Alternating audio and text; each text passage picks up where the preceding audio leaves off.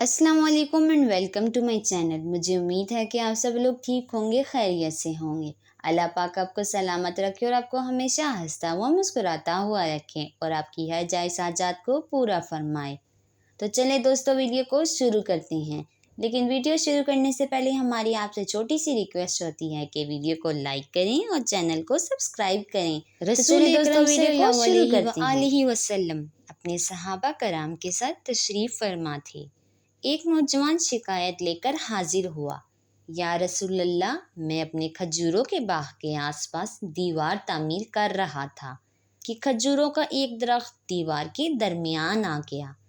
میں نے اپنے ہمسائے سے التجا کی کہ وہ اپنے کھجور کا درخت میرے لیے چھوڑ دے تاکہ میں اپنی دیوار سیدھی تعمیر کر سکوں۔ اس نے دینے کی درخواست سے انکار کیا تو میں نے اسے اس کھجور کے درخت کو خریدنے کی پیشکش کر دی۔ میرے ہمسائے نے مجھے کھجور کا درخت بیچنے سے بھی انکار کر دیا۔ رسول اکرم صلی اللہ علیہ وآلہ وسلم نے اس نوجوان کے ہمسائے کو دعوت نامہ بھیج دیا۔ ہمسایہ حاضر ہوا تو آپ صلی اللہ علیہ وآلہ وسلم نے اسے اس نوجوان کی درخواست سنائی، جس کو اس نے تسلیم کیا کہ واقعی ایسا ہی ہوا ہے۔ آپ صلی اللہ علیہ وآلہ وسلم نے فرمایا کہ تم کھجور کا درخت اس نوجوان کے لیے چھوڑ دو، یا تو نوجوان کے ہاتھوں اسے فروخت کر دو اور کوئی قیمت لے لو۔ اس آدمی نے دونوں صورتوں میں انکار کر دیا تو آپ صلی اللہ علیہ وآلہ وسلم نے اپنی بات کو ایک مرتبہ پھر دہرایا، کھجور کا درخت نوجوان کو فروخت کر کے پیسے لے لو تو تمہیں جنت میں عظیم و شان درخت ملے گا، جس کے سائے میں گھڑ سوار 100 سال تک چلتا رہے گا۔ دنیا کے ایک درخت کے بدلے میں جنت کے ایک درخت کی پیشکش ایسی عظیم تھی، جس کو سنتے ہی مجلس میں موجود سارے صحابہ کرام رضی اللہ عنہ دنگ رہ گئے۔ سب یہی سوچ رہے تھے کہ ایسا آدمی جو جنت میں ایسے عظیم و شان درخت کا مالک ہو، وہ جنت کو چھوڑ کر کیسے دوزخ میں جائے گا۔ لیکن اس شخص کے دل میں دنیاوی لالچ آ گئی اور اس نے اپنے کھجور کے درخت کو بیچنے سے انکار کر دیا۔ مجلس میں موجود ایک صحابی ابو الدحداء رضی اللہ عنہ آگے بڑھے اور رسول اکرم صلی اللہ علیہ وآلہ وسلم سے عرض کی، یا رسول اللہ صلی اللہ علیہ وآلہ وسلم، اگر میں کسی طرح وہ درخت خرید کر نوجوان کو دے دوں تو کیا وہ جنت کا درخت مجھے ملے گا؟ آپ صلی اللہ علیہ وآلہ وسلم نے جواب دیا، ہاں، تمہیں وہ درخت ضرور ملے گا۔ ابو الدحداء رضی اللہ عنہ اس آدمی کی طرف بڑھے اور اس سے پوچھا، میرے کھجوروں کے باغ کو جانتے ہو؟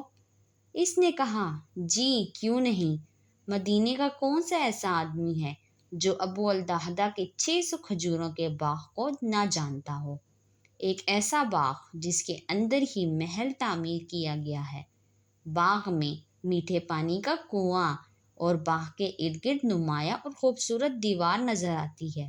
مدینے کے سارے تاجر تیرے باغ کے اعلیٰ کھجوروں کو کھانے اور خریدنے کے خواہش مند ہوتے ہیں۔ ابو الدحداء رضی اللہ عنہ نے اس آدمی کی بات مکمل ہونے پر کہا، تو پھر کیا تم اپنے اس کھجور کے درخت کو میرے باغ، میرے محل، کنویں کے بدلے میں فروخت کرتے ہو؟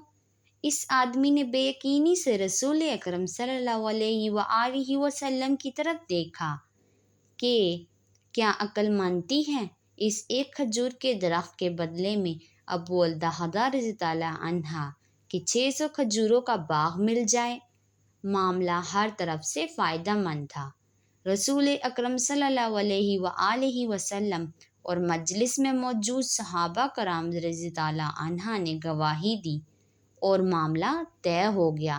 ابو الدحداء رضی اللہ عنہ نے خوشی سے رسول اکرم صلی اللہ علیہ وآلہ وسلم کی طرف دیکھا اور سوال کیا، یا رسول اللہ صلی اللہ علیہ وآلہ وسلم، جنت میں میرا ایک کھجور کا درخت پکا ہو گیا نا؟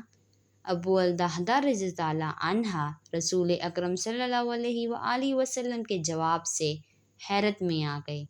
آپ صلی اللہ علیہ وآلہ وسلم نے اپنی بات کو مکمل کرتے ہوئے فرمایا، اے ابو الدحداء، اللہ رب العزت نے تو جنت میں ایک درخت محض ایک درخت کے بدلے میں دینا تھا۔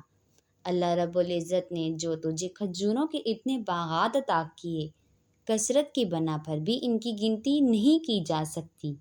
اے ابو الدہدا، میں تجھے پھل سے بھرے ہوئے ان درختوں کی کس قدر تعریف بیان فرماؤں۔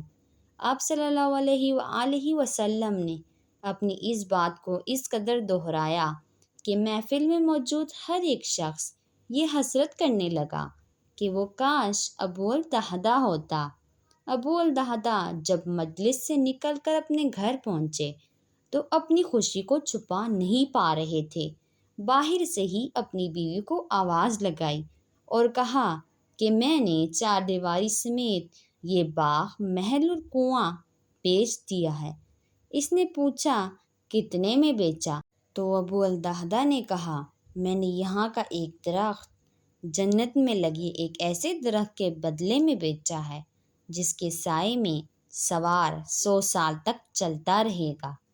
ابو الدہدا کی بیوی نے خوشی سے چلاتے ہوئے کہا ابو الدہدا، تو نے منافع کا سودا کیا ہے، تو نے منافع کا سودا کیا ہے۔ مجھے امید ہے دوستو آپ کو ویڈیو اچھی لگی ہوگی، تو ویڈیو کو لائک کرنا مت بھولیے گا۔ ملیں گے اور کسی اچھی سی ویڈیو میں کسی اور اچھے سے کنٹینٹ کے ساتھ، تب تک کے لیے اللہ حافظ۔